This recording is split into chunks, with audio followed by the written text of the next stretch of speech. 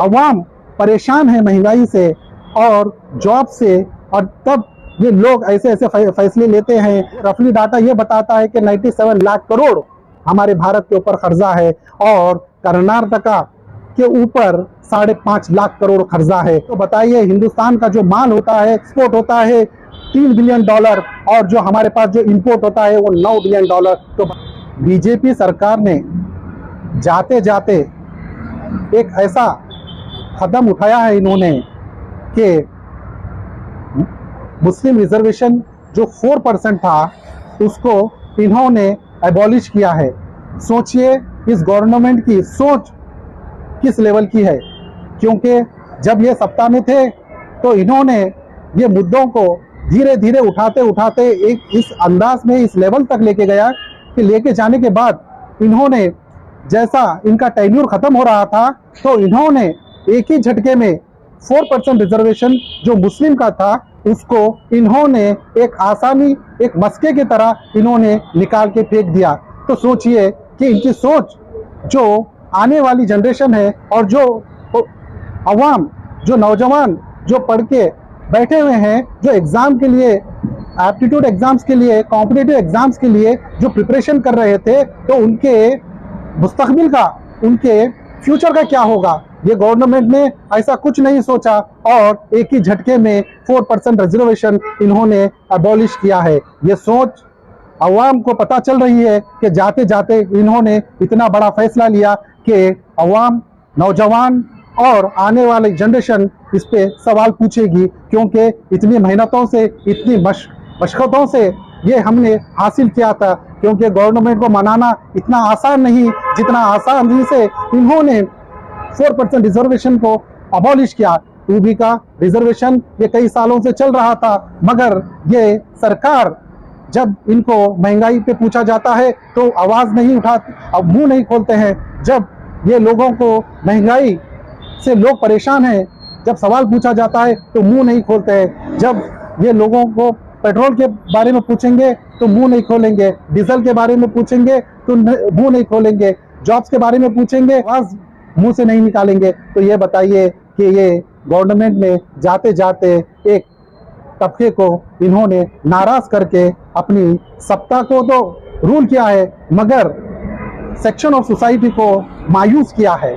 रही बात दूसरी, क्योंकि हम आज देखते रहे हैं, क्योंकि आसाम के सीएम हेमंत बिस्वा शर्मा ने जो स्टेटमेंट दिया है वो काबिल तारीफ नहीं है, क्योंकि इन्होंने जो मदरसों के बारे में इन्होंने आवाज़ उठाई है आसाम में बैठ के कि कर्नाटक में जितने मदरसे हैं हम उसको बंद करने का सोच रहे। देखिए, इनके स्टेटमेंट में इनकी ज़हनियत मालूम होती है, इनके लफ्ज़ों में इनकी समझ मालूम होती है।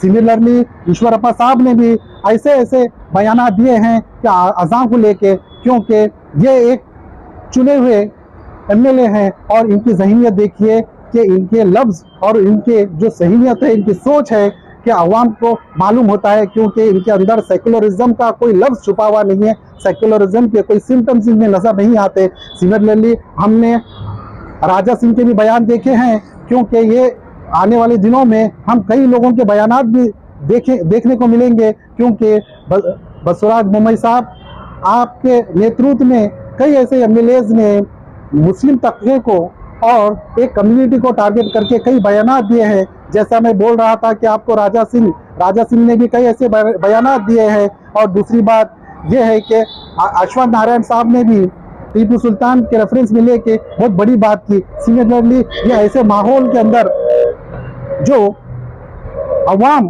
परेशान है महंगाई से और जॉब से, और तब ये लोग ऐसे ऐसे फैसले लेते हैं। मैं आपको एक दूसरा नज़रिया भी बताना चाहता हूँ, क्योंकि हमारे देश के ऊपर कितना कर्जा है ये पूछने वाले कम लोग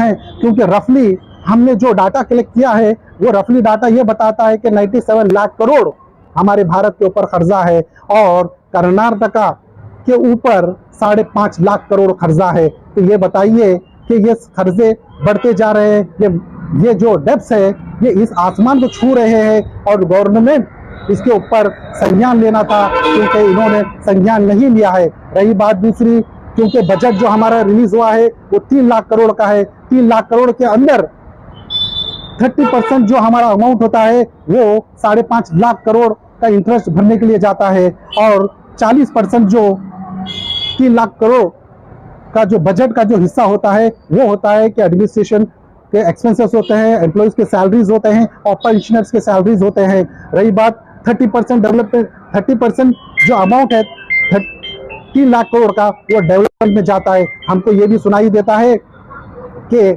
जो कॉन्ट्रैक्टर वर्कर होते हैं वो आवाज उठा रहे हैं, वो बता रहे हैं कि डेवलपमेंट्स के अंदर 30% कमीशन मांगा जाता है। ये हम नहीं कह रहे हैं, ये कॉन्ट्रैक्ट वर्कर कह रहे हैं, जो कॉन्ट्रैक्ट क्लास 1 कॉन्ट्रैक्ट्स होते हैं वो लोग बोल रहे हैं। और दूसरी बात ये बताता चलूं कि कर्नाटक का नाम किसी फेरिस में, किसी लिस्ट में करप्ट स्टेट में ना आए, करप्ट स्टेट की लिस्ट में ना आए, क्योंकि हम कनाडिगास को ये बहुत बड़ा झटका पहुंचेगा।